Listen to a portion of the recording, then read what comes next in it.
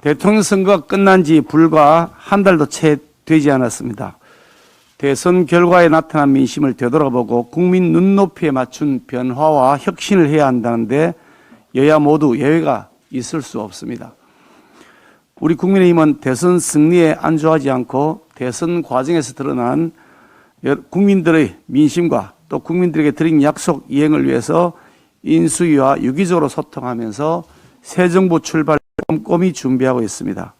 또한 다가오는 6일 지방선거에서 국민의 압도적 지지를 받을 수 있도록 공천개혁과 맞춤형 지역 공약 준비에 박차를 가하고 있습니다. 그런데 지금 민주당은 어떻습니까? 민주당은 선거 패배 후 비상대책위원회를 꾸리긴 했지만 정권 교체를 선택한 국민의 뜻을 무시한 채 젖잘사만 외치면서 쇄신과는 전혀 동떨어진 언행으로 어떻게든 새 정부 발목 잡기, 흠집내기 하는 데만 당력을 집중하고 있습니다. 국민의 선택에 따라 당선된 대통령을 윤석열 씨라고 호칭하는가 하면 망나니 운운하는 망발도 하더니 드디어 비대위원장은 구속감, 점령군놀이 같은 거친 발언으로 인수위를 비판했습니다. 완전히 내로남불 아나무인입니다. 문재인 정권이 친정권 인사를 낙하산으로 내려보내 MBC, KBS, YTN 같은 공영 또는 중공영 방송을 문 정권의 홍보 나팔수로 전락시켰고 대선 후에는 자신들이 말을 듣지 않는 종편을 축출시키겠다는 의도로 종편을 2개로 축소시키려는 시도를 한 것, 이런 것이야말로 바로 방송자가 아닙니까? 또한 국민을 위해 성실히 일했던 죄밖에 없는 공무원들을 내쫓고 그 자리에 오로지 점령군 시키는 대로만 할 무능한 인물을 박아넣기 위해 민주당 정권이 저질렀던 횡포는 폭력 범죄적 수준이었습니다. 박근혜 정권 시절 공무원 등의 블랙리스트를 전 부처에 걸쳐 만든 후 위력을 행사해서 퇴진시키고 그 자리에 5년 내내 캠프, 코드, 더불어민주당 이 캠코드 인사 낙하산을 내려보냈던 것, 그 바로 민주당 정권이 저질렀던 일입니다. 정권 말까지도 알박기 낙하산 인사로 국민들 눈살 찌푸리게 해놓고서도 청와대 수석 비서관까지 나서서 인수위의 낙하산 프레임을 씌우려고 하는 것은 민주당 자신들이 누려왔던 기득권을 놓치지 않기 위한 몸부림으로 볼 수밖에 없습니다. 적어도 민주당은 방송 장악인이 낙하산 인사니 운운할 자격조차도 없습니다. 더구나 민주당이 한덕수 국무총리 후보자에 대해서 바지 사장 운운하면서 깎아내리는 것에 더해서 송곳 운운하면서 문재인 정부가 제시했던 인사검증 7대 기준을 검증잣대로 주장하는 것은, 검증잣대로 삼겠다고 주장하는 것은 완전한 코미디가 아닐 수 없습니다. 윤석열 당선인께서 문재인 정권의 인사 기준보다 더 엄격한 기준과 잣대로 한덕수 후보자를 검증했던 것은 말할 필요도 없습니다만, 문재인 정부의 7대 인사 기준은 문 정권에서조차도 한 차례도 지켜지지 않으면서 민주당 자신의 손에 의해 스스로 폐기 처분한 지 오래된 것입니다. 자신들이 지키지도 않았던 7대 기준을 다시 꺼내 들려거든 적어도 문재인 정권의 원칙 없는 자기 사람 챙기기 인사, 캠코더 인사, 내로남불 인사에 대한 진정한 반성과 사과가 우선되어야 마땅할 것입니다. 거친 입과 사사건건 발목 잡기로 야당의 존재감을 과시할 수 있다고 생각한다면 매우 시대착오적이고 구태스러운 모습이 아닐 수 없습니다. 우리 정치를 퇴행시키고 국민들의 불쾌감만 유발시키는 꼰대, 수구, 기득권, 이 꼰숙이 정치를 국민들 앞에서 더 이상 내놓지 않기를 바랍니다. 경찰이 어제 이재명 전 후보 배우자의 법인카드 사적 유용 의혹과 관련해서 경기도청을 압수수색했습니다. 만시지탄의 일입니다. 국민적 관심이 높았으며 무엇보다 대선 후보의 도덕성과 직결되는 후보자 검증에 관한 문제인데도 대선 이후로 수사를 미루었던 것은 경찰이 다분히 정치적 고려를 했던 것으로 판단됩니다. 그런데 부당 채용 의혹을 받고 있는 배 씨의 휴대폰이나 자택 등은 압수수색 대상에서 제외되었고 이재명 전 후보의 선거 캠프 역할을 한 것이 아니냐는 의혹이 제기되었던 순회동 자택 옆집에 대해서도 압수수색이 이루어지지 않은 것으로 보이는 점을 고려하면 이번 경찰의 수사가 영두사미로 끝나는 것이 아닌가 하는 우려를 가지게 됩니다. 대장동 개발사업 비리사건 조사 당시 검찰이 성남시의 결재권자인 이재명 전 후보를 단 한 차례도 소환 조사하지 않고 최측근 정진상 부실장에 대해서는 황제 소환으로 수사의 구책만 맞춘 채 면죄부를 주었던 것을 국민들은 똑똑히 기억하고 있습니다. 더 이상 정치경찰, 정치검찰이 바로 해서는 안 됩니다. 그 어떤 정치적 고려도 없이 오직 법과 원칙에 따라 국민적 의혹을 해소시키는 것이 수사기관의 직무이고 책임입니다. 국민들께서 눈을 부릅뜨고 지켜보고 계십니다. 물가가 고공행진을 거듭하면서 서민들의 시름이 나날이 깊어가고 있습니다. 소비자 물가 상승률은 지난해 10월 이후 5개월 연속 3%를 기록했고 오늘 아침 발표된 3월 소비자 물가는 4.1%나 오른 것으로 나왔습니다. 2011년 12월 이후 10여 년 만에 처음입니다. 장보기가 겁난다, 월급만 빼고 다 올랐다 라는 말이 절로 나오는 상황입니다. 서민들의 살림살이가 더욱 팍팍해져 가기만 하고 있습니다. 여러 문제가 있겠습니다만 특히 우크라이나 사태로 인해서 국제 유가와 곡물 가격이 치솟고 코로나발 공급망 차질로 인해서 원자재 가격이 널뛰는 가운데 원화 약세까지 겹치면서 물가의 고공행진이 한동안 지속될 것이라는 전망입니다. 특히 먹거리, 식량 안보가 크게 위협받을 수 있다는 점이 심히 우려스럽습니다. 벌써 밀가루는 대란 조짐을 보이고 있습니다. 밀가루 수입량은 제자리인데 국제 밀 가격이 급등하면서 작년에 비해 30% 가까이 올랐습니다. 밀가루 대란이 일어나면 라면, 빵 같은 가공식품 외에 여러 물가에까지 직접적인 영향을 미치고 연쇄적으로 오르는 효과를 가지고 있기 때문에 소상공인들은 코로나로 힘든 상황에서 원가 부담까지 증가되면서 설상가상의 상황이 아니라 할 수 없습니다. 비상한 상황에는 비상한 각오로 임해야 합니다. 물가 안정만큼 더 시급한 민생 정책은 없습니다. 이에 정부는 비상한 각오로 물가 안정에 집중해서 서민들의 장바구니 부담부터 덜어줘야 할 것입니다. 정부가 오늘 한 달 만에 물가 관계장관 회의를 열어 유류세 인하폭을 현행법상 최대치인 30%까지 확대하고 생계형 경유 화물차에 대한 유가 연동 보조금도 늘리겠다고 했습니다. 서민 가계에 숨통을 틔우는 조치로 다행스럽게 생각합니다. 정부는 가용한 정책 수단을 최대한 동원하여 물가 잡기에 힘써야 할 것입니다. 우리 국민의힘도 가뜩이나 코로나로 어려운 국민 살림에 주름이 더해지는 일이 없도록 당 차원의 총력을 기울여 나가겠습니다. 또한 인수위와 긴밀하게 협조해서 소통하면서 새 정부 출범 즉시 시행할 수 있는 민생 안정 대책들을 준비하겠습니다. 아울러 민생 살리기에 여야가 없는 만큼 민주당도 적극적으로 임해 주실 것을 부탁드립니다.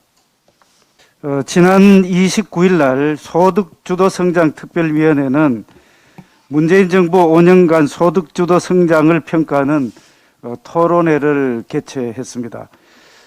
혹시나 했는데 역시나였다는 말씀을 드립니다. 문재인 정부는 끝까지 자신들이 철저히 망쳐놓은 경제정책에 대해서 이런 방구의 반성도 없었습니다. 오히려 궤변과 납부끄러운 찬양 일색으로 마무리된 소득주도 성장 평가 토론회를 보면서 이제까지 그 정책의 뻔뻔함 그리고 위선을 혀를 내두를 그런 지경입니다. 마차가 말을 끌고 또 꼬리가 몸통을 흔드는 말하여 소득주도 성장 완전히 실패했다는 것은 이미 알려진 사실입니다. 이념과 경제놀이를 앞세울 경우에 어떠한 불상사가 일어나는지를 직접 보여준 정말 경제교과에 있어서 전형적인 실패 정책의 사례로 기록될 것입니다. 수용성은 고려하지 않고 자신들의 이념에 기초한 급격한 최저임금 인상, 정말 자영업자와 알바생 간의 갈등, 이른바 을끼리의 싸움을 부추겼던 결과가 나타났습니다. 또한 과도한 임금 상승으로 양질의 일자리가 줄어들자 정부는 막대한 재정을 쏟아부어서 만든 부실한 단기 일자리를 양산해서 고용이 마치 개선된 것처럼 숫자만 부풀리는 결과로 나타났습니다. 국가 채무 청년 실업 양극화 어느 하나 개선된 것이 없지만 소득 수조 성장 토론에서는 그 어떤 반성도 나오지 않았습니다. 앞으로 이렇게 잘못된 정책 확실히 바꾸고 이념이 아닌 경제 논리에 기초한 정책을 추진해야 할 것입니다. 다음은 공공기관 지방 이전에 대해서 한 말씀 드리겠습니다. 인수위의 지역균형발전특위에서 제2차 공공기관 지방 이전에 대한 논의가 지금 한참 진행 중인 걸로 알고 있습니다. 우리나라는 압축 성장을 통해서 한강의 기적을 이루었지만 수도권 과밀화와 지방의 침체라는 국토 양극화의 부작용에 아직까지 시달리고 있는 상황입니다. 이러한 부작용을 해소하기 위한 방편으로 지난 2005년부터 수도권의 85%가 집중되어 있던 공공기관을 지방으로 이전하기 시작했지만 당시 총 346개 수도권 소재 공공기관 중에서 153개만 지방으로 이전하는 데 그쳐서 결국은 균형발전 또 지역의 침체를 해소하는 데는 과부적이었다는 말씀을 드립니다. 지난해 국가균형발전위원회가 제2차 공공기관 지방 이전 로드맵을 수립해서 문재인 정부에서 추진하려고 했지만 청와대는 현재 어떠한 대책도 마련해내고 있지 않습니다. 수도권 과밀화와 국토 불균형은 현재도 계속 진행 중입니다. 전국 대부분의 지방자치단체가 결의안까지 발표하면서 제2차 공공기관 지방 이전 계획이 조속히 진행되기를 염원하는 것은 지방이 소멸될지도 모른다는 그런 위기감에 따른 것입니다. 지역에 일자리를 창출하고 인구가 유입되고 경제 활성화가 될 수 있는 유인책을 마련하는 것이 지방 살리기, 국토 균형 발전의 핵심이라는 점에서 수도권 공공기관을 지방으로 분산시키는 것이 지역 발전의 하나의 해법일 수만은 없습니다만 공공기관 이전은 정부 주도로 빠르게 해서 지방의 침체, 지방 위기 소멸 위기를 해소해 주시기를 바라겠습니다. 다음은 그 국가 채무에 대해서, 국가 부채에 대해서 한 말씀 드리겠습니다. 한덕수 국무총리 지명자가 연이틀 그 재정 건전성을 지금 강조하고 있습니다. 자칫 추경 불협화음 논란이 일어날 수도 있음에도 불구하고 재정 건전성을 꺼내든 것은 우리나라 국가 채무의 증가 속도가 너무 빠르고 심각하기 때문입니다. 사실 지극히 옳은 말씀이라는 말씀을 드립니다. 문재인 정권은 지난 5년간의 국가 채무 관리를 사실상 방치하다시피 했습니다. 5년 내내 초대형 적자 예산을 편성해서 세금을 마구 뿌렸다고 평가할 수 있습니다. 코로나 때문만이 절대로 아닙니다. 최저임금 급격한 인상, 일자리 등 온갖 정책 실패를 사실상 세금으로 틀어 막았다고 볼 수밖에 없습니다. 2017년에 400조 원 규모의 예산이 5년 만에 금년도에 607조로 넘어서는 그런 상태입니다. 그것도 모자라서 매년 빠짐없이 총 10차례에 걸쳐서 151조 원의 추경을 편성을 했습니다. 5년간 공무원 숫자가 13만 명 가까이 늘었고 공공기관 임직원도 5년 새 35%가 늘었다는 통계도 있습니다. 곡간에 곡식을 쌓아두면 썩는다라는 등 표현으로 도덕적 해이를 조장하더니 국가 채무가 5년간에 400조를 넘어서서 금년도에는 예산으로 1076조에 이르고 있습니다.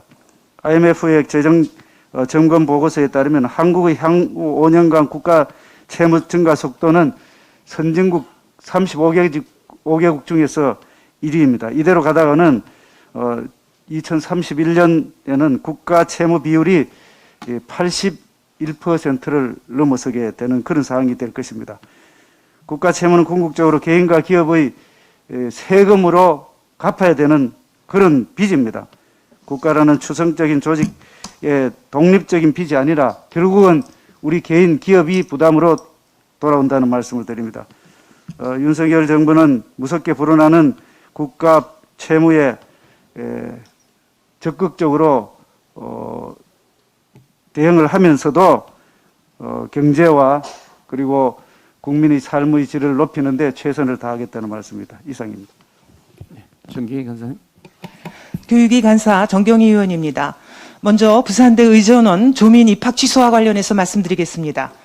부산대가 오늘 열리는 교무회의에서 조국 전 장관의 딸 조민 씨의 의전원 입학 취소를 결정할 예정이라고 합니다. 작년 8월 24일 입학 취소 예비 행정처분 발표 이후 8개월 만입니다. 당시 부산대는 조 씨의 입학 취소 결정을 위한 행정 절차로 청문회가 개최될 예정이며 2 내지 3개월 정도 소요될 것이라고 발표했습니다. 그러나 부산대는 청문회 개최를 차일피일 미루면서 4개월이나 지난 작년 12월에서야 청문 절차를 개시했습니다. 청문 절차는 올해 3월 8일에 청문 주재자가 조 씨의 의전원 입학 취소와 관련된 청문 의결서를 대학 본부에 제출하면서 종료되었습니다. 하지만 부산대는 3월 22일에 열린 교무회의에서도 조 씨의 입학 취소 안건을 상정하지 않으며 결정을 한 차례 연기한 바 있습니다. 지난해 8월 11일 법원은 조 씨의 어머니 정경심 전 교수의 항소심에서 조 씨가 서울대와 부산대 의전원 입시에 활용했던 이른바 7대 스펙이 모두 허위라고 결론 내렸으며 지난 1월 27일 대법원에서 정 씨의 징역 4년의 실형이 확정됨으로써 조 씨의 부정 입학은 명백한 사실로 판결이 났습니다. 그럼에도 차정인 부산대 총장은 지난해 국정감사에서 조 씨의 입학 취소 관련 무죄 추정 원칙 운운하면서 대법원 판결까지 지켜봐야 한다고 발언하는가 하면 입학 취소가 가혹한 측면이 있다고 주장하기도 했습니다. 그러는 사이에 조민이 의사국가고시에 합격해 병원 레지던트까지 지원하면서 입학 취소 여부를 둘러싼 논란이 증폭되었지만 부산대는 지금까지도 정치권의 눈치를 보면서 명분 없는 시간 끌기로 책임을 방기하고 있습니다. 국민 절대 다수가 조 씨의 의전원 입학 취소에 찬성하고 있는 상황에서 국민의 혈세로 운영되는 국립대인 부산대가 민심을 거슬러서는 안 될 것입니다. 부산대는 문재인 정권의 눈치를 보면서 더 이상 시간을 끌지 말고 조민의 부산대 의전원 입학 취소를 신속하게 결정해야 할 것입니다. 그럼으로써 부산대는 자신의 꿈을 이루기 위해 최선을 다해 노력하고 있는 대한민국의 청년들, 그리고 코로나 일선에서 묵묵하게 의수를 펼치고 있는 의사들의 땀과 눈물을 외면하지 말고 부디 대한민국의 공정이 무너지지 않았음을 보여주기를 진심으로 바랍니다. 이어서 김정숙 여사 특활비 사치 논란에 대해서 한 말씀 드리겠습니다. 김정숙 여사의 특활비 사치 논란에 대한 청와대의 일관성 없는 오락가락 답변이 국민적 분노와 의혹을 오히려 증폭시키고 있습니다. 청와대가 특활비 내역을 공개하라는 법원의 판결에 항소한 순간부터 이미 예견된 일이었지만 문재인 정부는 탁현민 의전비서관을 언론에 내세워 대통령 부부를 개 사료값도 사비로 내는 분들이라고 선전하고 김정숙 여사 옷값 논란에 대해서는 남의 옷장 열면 되냐, 전액 사비로 카드 결제했다 라면서 국민들의 정당한 의혹 제기를 정치적 음모론으로 깎아내렸습니다. 그런데 어떻게 됐습니까? 언론을 통해서 제보와 폭로가 쏟아져 나왔습니다. 700만 원어치 한복값을 김정숙 여사 수행원이 전부 5만 원짜리 현찰로 지불했다는 증언이 나왔는가 하면 수제화 협회 업체에서 맞춘 15켤레의 구두값 또한 매번 현찰로 지불했다는 언론 보도도 나왔습니다. 판매자가 그 자리에서 영수증을 끊어줄 수 있다는데도 거부했다니 그 현금의 출처가 특활비가 아니냐는 의혹이 더더욱 커지는 것 아닙니까? 특수활동비, 즉 특활비는 국가 예산임에도 불구하고 현금으로 지출할 수 있어 소위 눈먼 돈으로 불립니다. 그래서 문재인 대통령도 집권 당시 국민들에게 특활비 관련 모든 것을 투명하게 공개하겠다고 약속했던 것 아닙니까? 전액 사비로 카드 결제했는데 왜 생사람 잡느냐는 듯이 목소리를 높이던 청와대가 이제 와서는 명인 예우 차원에서 현금 결제를 했다고 손바닥 뒤집듯 말을 뒤집고 있으니 우리 국민들께서 믿으실 수가 있겠습니까? 김정숙 여사의 외유성 짙은 해외 순방 기록을 보면 우리 국민들께서 얼마나 합리적이고 근거 있는 의혹 제기를 하고 계신지 알 수 있습니다. 오죽하면 김정숙 버킷리스트의 진실이라는 책이 출간됐겠습니까? 코로나19 팬데믹으로 전 세계 하늘길이 수년간 막혀 있었는데도 불구하고 김정숙 여사는 역대 대한민국 영부인을 통틀어 가장 많은 해외 순방을 했습니다. 순방 횟수만 놀라운 게 아닙니다. 순방 스케줄을 둘러싼 논란은 더 놀랍습니다. 한 예로 2018년 인도 정부가 우리나라 고위 대표단을 초청하며 강경화 외교부 장관이 오기를 바랬는데 초청받지도 않은 김정숙 여사가 갔다는 의혹이 제기되면서 일전에 대통령과 순방할 때 가보지 못했던 타지마할 관광을 일정에 포함시킨 게 김정숙 여사의 사심 때문이 아니냐라는 국민들의 비난이 뜨겁습니다. 본인이 초청받지도 않은 자리에 자그마치 2억짜리 전세기를 띄워서 단독 순방을 가는 영부인이 수백, 수천만 원을 호가하는 옷값, 구두값, 장신구 값을 현찰로 냈다고 하니 과연 그 돈이 사비가 맞는지 아니면 특활비라는 이름의 국민 혈세에서 나온 것인지 알아보겠다는 건 세금 꼬박꼬박 내는 국민으로서 당연한 권리 아니겠습니까? 거짓말은 거짓말을 낳습니다. 진실을 감추기 위한 청와대의 변명이 계속 꼬이면 꼬일수록 국민적 의혹과 분노도 눈덩이처럼 불어나고 있습니다. 청와대는 국민의 알 권리를 무시하고 합리적 의혹을 제기하는 국민을 음모론자로 몰아가는 국민 기만 행위를 당장 멈추십시오. 만일 김정숙 여사가 국민 혈세를 쌈짓돈 꺼내 쓰듯 낭비한 게 아니라면 지금이라도 청와대 특수활동비 지출 결의서와 운영 지침, 김정숙 여사의 의전 비용 예산 편성 금액, 지출 내역 전부를 국민 앞에 투명하게 공개하십시오. 그것만이 이 논란을 해결할 수 있는 유일한 방법입니다. 이상입니다. 수고하셨습니다.